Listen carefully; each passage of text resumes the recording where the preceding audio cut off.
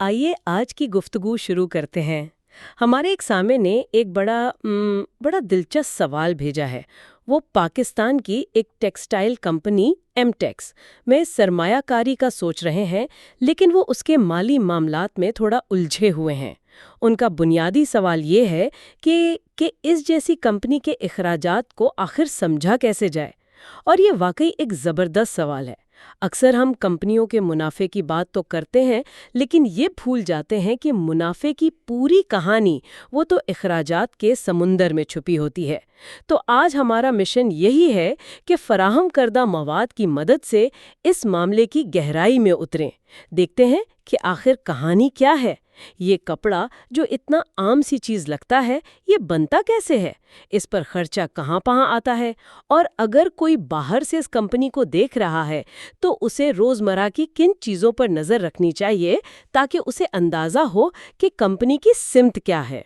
बिल्कुल। और ये जो तज्जिया है ना, ये सिर्फ एक कंपनी के बारे में नहीं है। ये एक तरह से पाकिस्तान की पूरी टेक्सटाइल इंडस्ट्री के, आप कह लें, इंजन रूम में झांकने जैसा है। हम इस पूरे अमल को, यानी कपास के बीज से लेकर तैयारशुदा कपड़े तक खोल कर देखेंगे, ताकि ये समझ सकें कि वो कौन से पुर्जे हैं जो इस इंडस्ट्री की लागत की मशीन को चलाते हैं। चलें फिर बिल्कुल शुरू से शुरू करते हैं। जब हम एक कपड़े को हाथ में पकड़ते हैं तो ये बहुत सादा लगता है, लेकिन फैक्ट्री के अंदर इसका सफ़र कैसा होता है, ये कपास से कपड़ा बनने तक का अमल है क्या? क्योंकि मुझे लगता है कि अखराजात की सारी कहानी इसी सफ़र में पोशीदा है। रॉ मटेरियल्स और टेक्सटाइल में खाम माल का बादशाह है कपास। सब कुछ यहीं से शुरू होता है, खेत से तोड़ी गई रुई से। दूसरा मरहला है इस रुई को एक काबिले इस्तेमाल शक्ल देना, जिसे हम स्पिनिंग कहते हैं। यहाँ लाखों करोड़ों रुई की रेशों को मशीनों के जरिए बटा जाता है, खींचा जाता है और घुमाकर एक मजबूत और यकसां धागे में तब्दील किया जाता है। अच्छा, ये तो बहुत तकनीकी काम लगता है। जी, बहुत प्रिसाइज काम है। धागे की मजबूती और बारीकी सब यहीं तय होती है। जब धागा बन जाता है तो फिर तीसरा मरहला आता है कपड़ा बनाने का। उसके दो मशहूर तरीके हैं। एक है वीविंग, जैसा कि पुराने जमाने में खड्डी पर होता था ना, जी। जिसमें धागों को एक दूसरे के ऊपर और नीचे से गुजार कर एक ठोस कपड़ा बनाया जाता है, जैसे डेनिम या कमीज का कपड़ा। दूसरा तरीका है निटिंग, जैसा कि स्वेटर बुना जाता है। अच्छा, जैसे टी शर्ट्स होती हैं। बिल्कुल, टी शर्ट्स अक्सर निटेड होती हैं। और आखिर में चौथा और सबसे अहम मरहला आता है डाइंग एंड फिनिशिंग। अभी तक जो कपड़ा बना है वो बेरंग और खुरदरा होता है, इसे ग्रे फैब्रिक कहते हैं। ठीक है। इस मरहले में इसे रंगा जाता है, उस पर तरह तरह के केमिकल्स इस्तेमाल किए जाते हैं ताकि वो नरम हो जाए, उसमें सिकुड़न ना आए, और अगर ज़रूरत हो तो उसे वाटरप्रूफ या आग से बचाने वाला बनाया जाए। उसके बाद ही ये कपड़ा मार्केट में फरोख्त के काबिल होता है। वाह, यानी ये तो एक मुकम्मल साइंस है। खेत की रुई से लेकर फैशनेबल कपड़े तक का सफर, जिसके हर कदम पर ना सिर्फ मेहनत और टेक्नोलॉजी लग रही है, बल्कि पैसा भी खर्च हो रहा है। तो अब आते हैं असल सवाल की तरफ। इस पूरे लंबे सफर में वो कौन सी जगह हैं जहां सबसे ज्यादा पैसा लगता है? वो कौन से बड़े खर्चे हैं जो कंपनी के मुनाफे को सबसे ज्यादा मुतासर करते हैं? देखें, किसी भी सरमायाकार के लिए सबसे जरूरी बात ये समझना है कि आखिर पैसा जा कहाँ रहा है। टेक्सटाइल में ना लागत के दो सबसे बड़े स्तूतून हैं। पहला और सबसे बड़ा स्तूतून है खाम माल, यानी रॉ मटेरियल्स। इसमें सिर्फ कपास ही नहीं है, बल्कि आजकल सिंथेटिक फाइबर्स जैसे पॉलिएस्टर वगैरह भी इस्तेमाल होते हैं। और फिर जैसा हमने जिक्र किया, कपड़े को रंगने के लिए दर्जनों किस्म के रंग यानी डाइज और फिनिशिंग के लिए बहुत से केमिकल शामिल हैं। पाकिस्तान के पेश नज़र कुल खाम माल का सबसे बड़ा हिस्सा वो कपास की कीमत पर मुश्तमिल होता है। यहाँ मेरे जहन में एक सवाल आ रहा है, क्या ये सारी चीजें, कपास, रंग, केमिकल्स, हमें पाकिस्तान में ही मिल जाती हैं या इन्हें बाहर से मंगवाना पड़ता है? क्योंकि अगर चीजें दरामद होती हैं तो फिर तो कहानी में डॉलर भी शामिल हो जाता है। आपने एक बहुत ही अहम, एक बहुत नाजुक रग पर हाथ रखा है। पाकिस्तान दुनिया में कपास पैदा करने वाले बड़े ममालिक में से है, तो हमारी ज़रूरत की ज़्यादातर बुनियादी कपास वो मकामी तौर पर ही मिल जाती है। ठीक है। लेकिन जब बैनुल-अक़वामी ब्रांड्स के लिए आला मेयार का लंबे रेशे वाला धागा बनाना हो, तो अक्सर बेहतर क्वालिटी की कपास मिस्र या अमेरिका से दरामद करनी पड़ती है। مگر اس سے بھی زیادہ اہم بات یہ ہے کہ کپڑے کو رنگنے والے تقریباً تمام رنگ اور فنشنگ میں استعمال ہونے والے کیمیکلز وہ مکمل طور پر درآمد کیے جاتے ہیں۔ کیا مطلب وہ پاکستان میں نہیں بنتے؟ جی نہیں، وہ پاکستان میں نہیں بنتے۔ ایک منٹ، یہ تو بہت حیران کن بات ہے۔ اگر رنگ اور کیمیکلز باہر سے آتے ہیں تو کیا اس کا مطلب یہ ہے کہ جب بھی ڈالر اوپر جاتا ہے ہمارے کپڑے بنانے کی لاگت بھی بڑھ جاتی ہے، چاہے کپاس پاکستان میں ہی کیوں نہ اگ رہی ہو؟ بالکل، یہی وہ نقطہ ہے جسے اکثر لوگ سمجھ نہیں پاتے۔ فرض کریں پچھلے سال ایک کمپنی رنگ اور کیمیکلز پر $10 لاکھ خرچ کرتی تھی۔ ٹھیک۔ اگر اس وقت ڈالر $280 کا تھا تو یہ خرچہ $28 کروڑ بنتا تھا۔ اب اگر اس سال ڈالر $300 کا ہو جائے تو اسی $10 لاکھ کا سامان خریدنے کے لیے کمپنی کو $30 کروڑ خرچ کرنے پڑیں گے۔ یہ جو اضافی $2 کروڑ ہیں یہ سیدھا کمپنی کے منافع سے نکل جائیں گے، حالانکہ اس نے سامان اتنا ہی خریدا ہے۔ یہ تو ایک بہت بڑا نکتہ ہے۔ اس کا مطلب ہے کہ ایک سرمایہ کار کو صرف ٹیکسٹائل سیکٹر کی خبروں پر ہی نہیں بلکہ ملکی معیشت کی بڑی تصویر اور خاص طور پر ایکسچینج ریٹ پر بھی گہری نظر رکھنی ہوگی۔ اچھا، یہ تو ہو گئی خام مال کی بات۔ فیکٹری چلانے کے اور بھی تو بہت سے اخراجات ہوتے ہوں گے۔ وہ جو بڑی بڑی مشینیں دن رات چلتی ہیں ان کا کیا حساب ہے؟ مواد میں انہیں کنورژن کاسٹس کہا گیا ہے، یہ کیا چیز ہے؟ کنورژن کاسٹ کا سادہ مطلب ہے خام مال کو تیار مال میں تبدیل کرنے کے تمام اخراجات۔ یعنی آپ نے کپاس خرید لی، اب اس سے کپڑا بنانے تک جتنے بھی خرچے ہوں گے وہ سب اس میں آئیں گے۔ پاکستان میں اس کے 3-4 بڑے محرکات ہیں۔ سب سے پہلا تو خود مشینری اور ٹیکنالوجی ہے۔ ٹیکسٹائل کی صنعت میں بہت جدید اور مہنگی مشینیں استعمال ہوتی ہیں، اور یہ تقریباً ساری کی ساری جرمنی، اٹلی، سوئٹزرلینڈ یا جاپان سے درآمد کی جاتی ہیں۔ اچھا، میں تو ہمیشہ یہی سوچتی تھی کہ ٹیکسٹائل کا سارا دار و مدار کپاس کی فصل پر ہوتا ہے۔ یہ تو میں نے کبھی نہیں سوچا تھا کہ جرمنی میں بننے والی مشین کا ایک پرزہ بھی یہاں لاگت پر اثر ڈال سکتا ہے، اور ظاہر ہے یہ درآمد بھی ڈالرز میں ہی ہوتی ہوگی۔ یقیناً ان مشینوں کی قیمت لاکھوں ڈالرز میں ہوتی ہے، پھر ان کی دیکھ بھال، ان کے پرزے اور ہر چند سال بعد نئی ٹیکنالوجی پر اپ گریڈ کرنا، یہ ایک مسلسل اور بہت بڑا خرچ ہے۔ اس کے بعد ایک اور خرچ ہے تحقیق و ترقی، یعنی R&D۔ عالمی فیشن کی دنیا بہت بے رحم ہے، آپ جانتی ہیں۔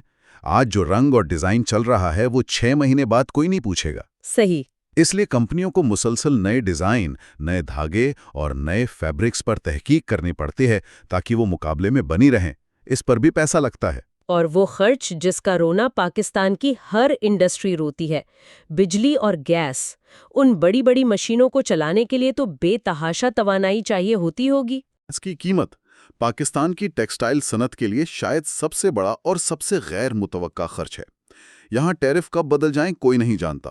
توانائی کی قیمت میں $1 کا اضافہ بھی پیداواری لاگت کو کروڑوں روپے تک بڑھا سکتا ہے، اور یہ ایک ایسا عنصر ہے جو زیادہ تر کمپنی کے کنٹرول سے باہر ہوتا ہے۔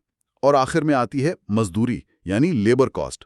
اگرچہ پاکستان میں مزدوری دوسرے ممالک کے مقابلے میں سستی ہے، لیکن جب آپ ہزاروں مزدوروں کو ملازم رکھتے ہیں تو یہ بھی ایک قابل ذکر خرچ بن جاتا ہے۔ ٹھیک ہے، تو اب تصویر کچھ واضح ہو رہی ہے۔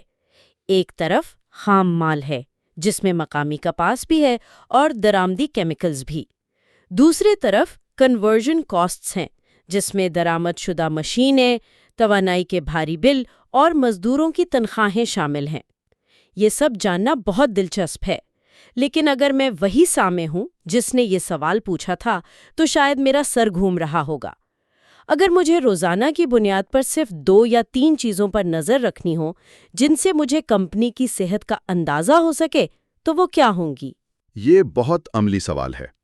ایک سرمایہ کار کے لیے جو روزانہ کی بنیاد پر کمپنی کی لاگت کی سمت کو سمجھنا چاہتا ہے، 3 میٹریسز سب سے اہم ہیں۔ ان پر نظر رکھنا ایسا ہی ہے جیسے گاڑی چلاتے ہوئے سپیڈومیٹر اور فیول گیج پر نظر رکھنا۔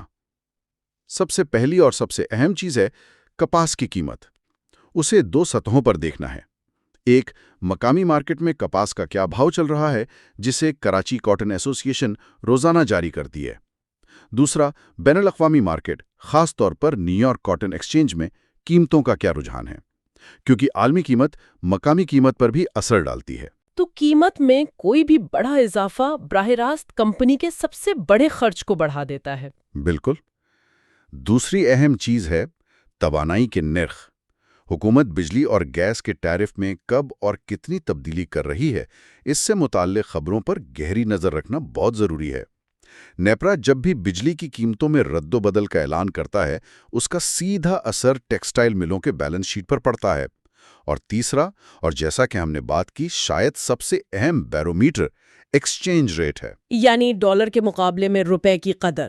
جی، اس پر نظر رکھنا اس لیے ضروری ہے کیونکہ یہ دو جگہوں پر ضرب لگاتا ہے: درآمد شدہ رنگ، کیمیکلز اور اعلیٰ معیار کی کپاس پر، اور دوسرا درآمد شدہ مشینری اور اس کے پرزوں پر۔ اگر روپیہ کمزور ہوتا ہے تو یہ تمام چیزیں راتوں رات مہنگی ہو جاتی ہیں۔ بہت خوب، یعنی کپاس، توانائی اور ڈالر، یہ تین وہ ڈرائیورز ہیں جو اس انڈسٹری کی گاڑی کو چلا رہے ہیں۔ لیکن یہ معلومات ایک عام آدمی کو آسانی سے ملیں گی کہاں سے؟ کیا کوئی مخصوص ویب سائٹس یا ادارے ہیں جن پر نظر رکھنی چاہیے؟ خوش قسمتی سے آج کے دور میں یہ تمام معلومات عوامی طور پر دستیاب ہیں، بس معلوم ہونا چاہیے کہ دیکھنا کہاں ہے۔ روزانہ کی کاروباری خبروں، خاص طور پر کپاس کی مقامی قیمتوں اور صنعتی تجزیوں کے لیے پاکستان کا اخبار بزنس ریکارڈر بہترین ذریعہ ہے۔ اچھا، ان کی ویب سائٹ پر یہ سب مل جاتا ہے؟ جی، ان کی ویب سائٹ پر کوموڈٹی کی قیمتیں روزانہ اپڈیٹ ہوتی ہیں۔ پھر ایکسچینج ریٹ اور ملکی معاشی پالیسیوں کے بارے میں سب سے مستند معلومات کے لیے اسٹیٹ بینک آف پاکستان یعنی SBP کی ویب سائٹ سے بہتر کوئی جگہ نہیں۔ ٹھیک ہے۔ ملک میں مہنگائی اور پیداواری اعداد و شمار کو سمجھنے کے لیے پاکستان بیورو آف اسٹیٹسٹکس یعنی PBS کی رپورٹس بہت کارآمد ہیں۔ اور بجلی کے نرخ؟ بجلی کے نرخوں میں کسی بھی تبدیلی کی پیشگی اطلاع اور فیصلوں کے لیے نیپرا کے اعلانات پر نظر رکھنی چاہیے۔ صنعت سے متعلق مخصوص خبروں، حکومتی پالیسیوں پر ان کے رد عمل، ان سب کے لیے صنعتی ایسوسی ایشنز جیسے آل پاکستان ٹیکسٹائل ملز ایسوسی ایشن یعنی APTMA کی پریس ریلیز اور رپورٹس بہت مفید ہوتی ہیں۔ کی کریڈٹ ریٹنگ جاننی ہو تو پیکرا یعنی PSCRA جیسی کریڈٹ ریٹنگ ایجنسیوں کی رپورٹس کا مطالعہ کیا جا سکتا ہے۔ زبردست، یہ تو ایک سرمایہ کار کے لیے مکمل روڈ میپ بن گیا۔ یعنی معلومات ہر جگہ بکھری پڑی ہیں، بس اسے جوڑ کر ایک بڑی تصویر بنانے کی ضرورت ہے۔ تو اگر میں اس ساری گفتگو کا خلاصہ کروں تو AMTEX جیسی ٹیکسٹائل کمپنی کو سمجھنے کے لیے صرف اس کی سالانہ رپورٹ یا منافع کے اعداد و شمار دیکھنا یہ ایسا ہی ہے جیسے کسی آئس برگ کی صرف نوک کو دیکھنا۔ اصل کہانی تو پانی کے نیچے چھپی ہوئی ہے، اور اس کہانی کو سمجھنے کے لیے کپاس کے کھیت سے لے کر جرمنی میں بننے والی مشین، عالمی توانائی کی قیمتوں اور کراچی میں ڈالر کے اتار چڑھاؤ تک ہر چیز پر نظر رکھنا ضروری ہے۔ یہ سب عوامل مل کر کمپنی کی قسمت کا فیصلہ کرتے ہیں۔ اور یہیں سے ایک بڑا اور اہم نکتہ ابھرتا ہے، یہ عوامل صرف ایک کمپنی کی لاگت کا تعین نہیں کرتے، بلکہ یہ اجتماعی طور پر پوری پاکستانی ٹیکسٹائل صنعت کی عالمی منڈی میں مسابقت کی صلاحیت یعنی کمپیٹیٹیونیس کو بھی ظاہر کرتے ہیں۔ اچھا، جب ہم سنتے ہیں نا کہ بنگلہ دیش یا ویتنام ہم سے ٹیکسٹائل کی برآمدات میں آگے نکل گئے ہیں، تو اس کی وجہ اکثر یہی ہوتی ہے کہ ان کے ہاں توانائی سستی ہے، ان کی کرنسی مستحکم ہے، یا ان کی حکومت نے ایسی پالیسیاں بنائی ہیں جن سے ان کی کنورژن کاسٹس ہم سے کم ہو جاتی ہیں۔ تو یہ سوال صرف ایک کمپنی کے منافع کا نہیں بلکہ پورے ملک کی برآمدات کا ہے۔ بالکل۔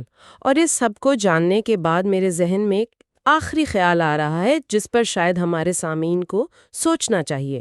ہم نے لاگت کے روایتی عوامل پر تو تفصیل سے بات کر لی، کپاس، توانائی، ڈالر، لیکن آج کی دنیا میں خاص طور پر یورپ اور امریکہ کے بڑے خریدار اب صرف قیمت نہیں دیکھتے، وہ پوچھتے ہیں کہ آپ کا کپڑا پائیدار یعنی سسٹینیبل طریقے سے بنا ہے یا نہیں، کیا آپ نے پانی کو ری سائیکل کیا، کیا آپ کی فیکٹری میں مزدوروں کو اچھی اجرت اور ماحول ملتا ہے۔ تو ایک آخری سوال جو میں چھوڑ کر جا رہی ہوں وہ یہ ہے کہ یہ نئے عالمی رجحانات پاکستانی ٹیکسٹائل کمپنیوں کے لیے لاگت کے روایتی ڈھانچے کے علاوہ کون سے نئے چیلنجز اور شاید کون سے نئے مواقع پیدا کر رہے ہیں۔ یہ ایک ایسا نقطہ ہے جو آنے والے عشرے میں ان کمپنیوں کی کامیابی یا ناکامی کا تعین کرے گا۔